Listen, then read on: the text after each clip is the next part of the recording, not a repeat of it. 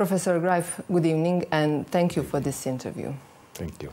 First of all, you have completed big work. After all, are you satisfied with the results and the work done? Which is faithful to the truth, to the historical events. 10 excellent people from various countries.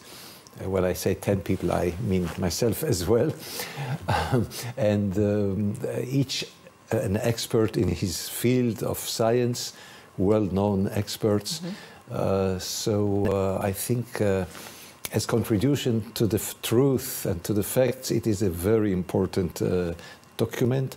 I would say when I submitted it this morning to the Prime Minister of the Republika Srpska and to the President Dodik, I really heard bells of history ringing around without any exaggeration. It is a day to remember. It is absolutely a day to remember because me personally, I'm very sensitive to injustice. And by this document, we correct, we improve the prejudices against the Serbian people, against the people who were active in the event of 1992 and 1995. I think, yes, concerning the question, we did a good, professional, serious work. 2 years and this of work. Is the importance of it. And we worked a lot of time. We didn't spare efforts. Each of us gave its energy, its time, its forces. We even lost one very sadly important member during the work, Mr. Giuseppe Zaccaria. May he rest in peace there in paradise. So we worked hard. We worked hard, and I think the 1,200 pages are the proof of our serious work. 2 years, you said 1,200 pages. Even more, I think. Even more. How did you work in the Commission? Did you have all the relevant documents? We did not receive all the relevant documents, although we pleaded and asked and made efforts to receive them. So we had to rely on our sources, which are witnesses, documents. We had a lot of documentation. We did the utmost to get every relevant document because we wanted our report to be objective, scientific, authentic, and reliable. The very strength of this document is in you, in the scientists that stand behind it. What can you tell us about that people? For us, only facts were important. No legends, no stories, no rumors, just the truth. We were faithful to the truth because we are serious people, we are scientists, and for scientists, only truth are the basis for their work, for the scientific work. Can you present us and tell us who are the members of the Commission? I'm really proud to be the chairman of such a good collection of personalities, so allow me to mention them by name and the country they represent. Professor Walter Manoschek from Austria, lawyer Markus Goldbach, one of the leading lawyers in Germany who dealt with trials of German Nazi criminals. Adenele Shinaba from Nigeria, who is an expert of criminal investigations. Professor Maria Juric, which is considered #1 in the world of forensic investigations, the only Serbian representative, together with Professor Roger Bayard, also a well-known expert for forensic research. Professor Yuki Osa from Japan, who dealt with the conflict in Srebrenica in the last decade. Professor Stephen Meyer, Professor Lawrence French, and the late Giuseppe Zaccaria, who is an expert for media, himself a well-known journalist. So 10 excellent people. Each of them is an expert. Did you have any obstacles or maybe pressures during your work? I can assure you that even not one time, not a single moment, not a single second was there any pressure from anybody, from any side, from government, from people, from ministers, from secretaries. We were fully independent, 100%, 1000% independent. This gave us a good feeling that we can do whatever we think is the right thing without any pressure. Nobody tried to influence us, to tell us what to write, how to write. So I can sign with my signature that this work is 100%, 100,000% independent. It reflects our, when I mean our, the 10 experts who did it, it reflects our work, our opinions, our conviction that what we are writing is the event as it was. So can you tell us what was the main focus of your research? It was Srebrenica from 92 to 95. I would say we have come to two main conclusions. One is the definition about genocide. I'm Jewish.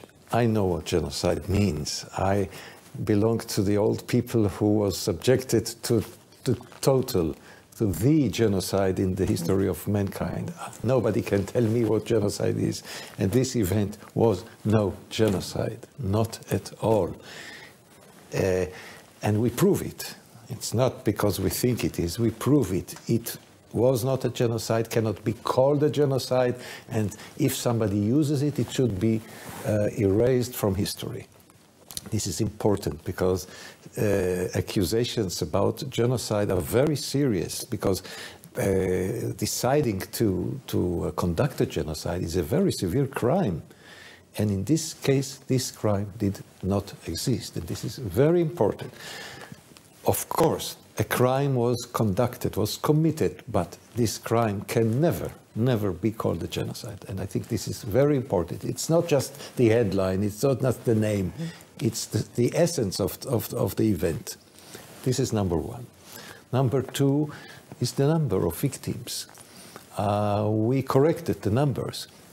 The number does not exceed 3,714 victims. Bosniaks in July 95. Yes, I'm talking about events in July 1995. We had in our commission experts for counting, for calculating, and this is the number. This should be written in history, not less and not more. Each person who dies is, of course, a tragedy, is a disaster. We are aware of it. But numbers are also important. So we give the framework of the title, of the definition. This is not a genocide, and I would repeat it 100,000 times. It's not a genocide, and the number does not exceed 3,000,7. But when the war in Bosnia and Herzegovina is mentioned, genocide is topic immediately. Can this contribute to better understanding of the events in Srebrenica in July 95? Of course, because using the term genocide reflects the intention. And in this case, there was no intention of genocide. And this makes the difference. It's another world, it's another existence. So it should be erased from history.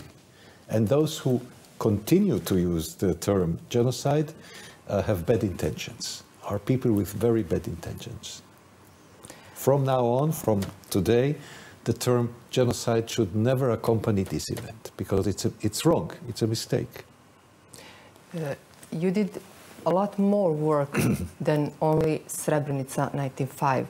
You covered and researched from 92 to 95. Yes. What can you tell us about the Serbian victims in the area? Thank you for mentioning this very important fact. This was forgotten. The crimes against the Serbian people. There was an activity, an hostile activity, which started 92, even earlier, of attacking many Serbian villages, attacking civilians, Serbian civilians. So instead of blaming the Serbians of being aggressive, the other side should have been accused. So something happened in the meantime. The aggressor has become the victim, and the victim has become an aggressor. And we correct this misunderstanding and this distorted description of history. So in many, many times, the Serbs were attacked and were not the attackers, were not the aggressors. You know, history is not a book of legends. It's a science like biology, like chemistry, like physics, and facts should be the only factor when we deal with historical description. Nothing else. How many Serbian victims were there in the area? Thousands. And when we calculate the years of anti-Serbian activity, we come to thousands, hundreds of villages, and mostly civilians. Not only, but many civilians. So I can say, if at all genocide should ever be used, it's against the Serbian people and not the opposite. Because there were plans on behalf of the so-called independent state of Croatia to eliminate the Serbian people by many methods. We know them. And I myself have conducted researches on this topic about the criminal regime in Croatia between 1941 and 1945. If there was a genocide at all, it's the genocide on behalf of the Croatian Ustasha side. Maybe this should never be forgotten. Maybe you could explain us, what is genocide in general? Genocide is a term which a Jewish Polish historian, Raphael Lemkin, have invented in 1945 and relates to the intention of one group of people to eliminate another people completely. As I mentioned, as a Jew, I know what this is, because Germany, Nazi Germany, had a plan under the title, the secret title, The Final Solution of the Jewish People. The result of this criminal program was that on this planet, not even one single Jew should have survived. Or in other words, I, Gideon Greif, should not be here with you in the studio today because my parents shouldn't have been born. This planet should have been empty of Jews, not a single Jew. This is genocide, to make it clear to our listeners. And of course, such a plan was never used by the Serbian in Srebrenica or elsewhere. On the contrary, when I referred to the so-called independent state of Croatia, there was a plan that 1/3 of the Serbs will die, the others will have to emigrate, and the third part will have to change its religion, to convert. So that and not vice versa, not vice versa.